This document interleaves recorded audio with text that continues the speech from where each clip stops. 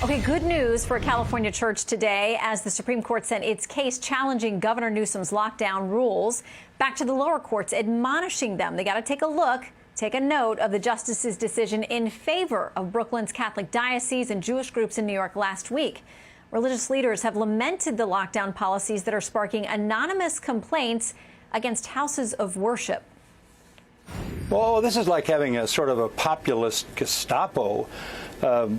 People going around uncovering violators. And the only way you can make that work is to have a pervasive fear on the part of the population so that they police everybody else. In response to that. So let's discuss the balance between safety and religious liberty and the president's efforts to check big tech with former Democratic presidential candidate and Hawaii Congresswoman Tulsi Gabbard. Great to have you back. Good to see you, Shannon. Thank you. I know you are a person of deep faith and you have been following these cases. I want to read something that Justice Gorsuch wrote, concurring in this win for the Brooklyn diocese and the Jewish groups in New York. He said, "What could justify so radical a departure from the First Amendment's terms and long-settled rules about its application? Even if the Constitution has taken a holiday during this pandemic, it cannot become a sabbatical." So where do you land on trying to find that balance between safety and the freedom to worship?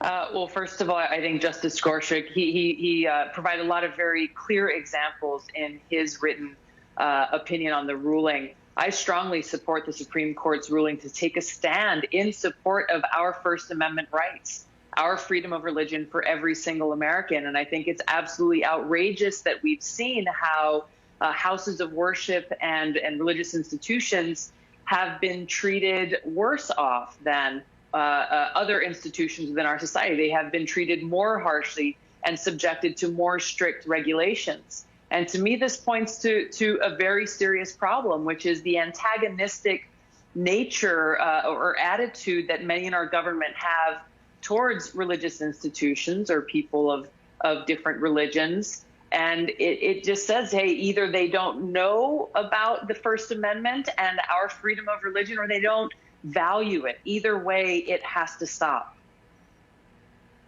We've heard the warnings from Justice Alito a couple of weeks ago in his speech that stirred up a lot of controversy when he talked about religious freedom being sort of a disfavored right in some quarters and warned about what would happen in some of these cases. There are others pending. I want to ask you about a tweet of yours that got our attention this week as well. The president tweeted about Section 230, which shields these big tech companies from liability in most cases.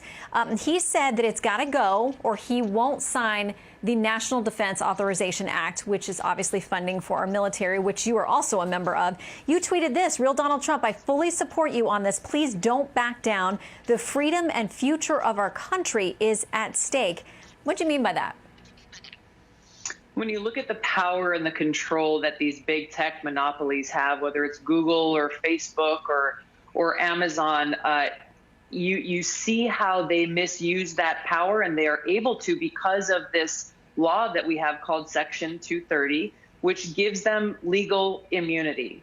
And you see how dangerous that is, and you see how that comes to be when so many members of Congress refuse to take action to get rid of this legal immunity that allows them to abuse that power that they have as a big tech monopoly. This is why I tweeted in support of President Trump, why I think it's a good thing that he's laying on the heat, especially with the Senate Republicans urging them to get rid of it.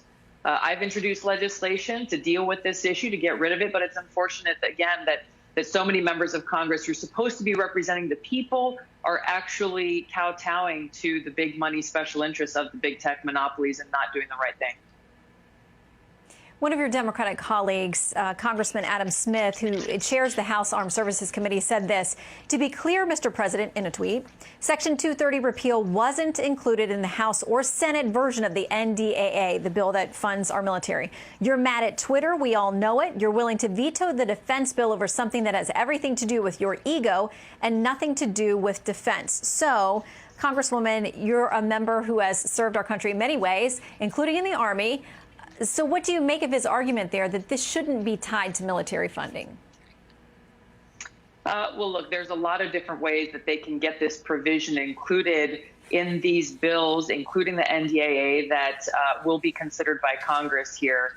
I support the president's push to make this happen once again, because Congress has thus far failed to do what is necessary to break up these big tech monopolies and to take away the legal immunity with which they are exploiting for their own massive profits and financial interests on the backs of us, the American people, whether it's because they are censoring or picking and choosing whose voices can and can't be heard on their platforms, using their algorithms to make those determinations. There are so many different examples here that are not just about, well, Donald Trump is mad at Twitter. Give me a break.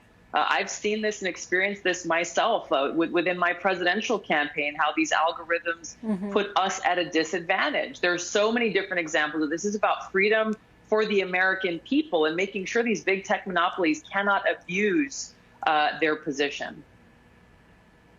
Well, Congresswoman, as you prepare to retire from Congress and continue on with your service in other ways, we wish you all the best. You've been an important voice in your party and on the political stage in general. So we wish you all good things in whatever comes next.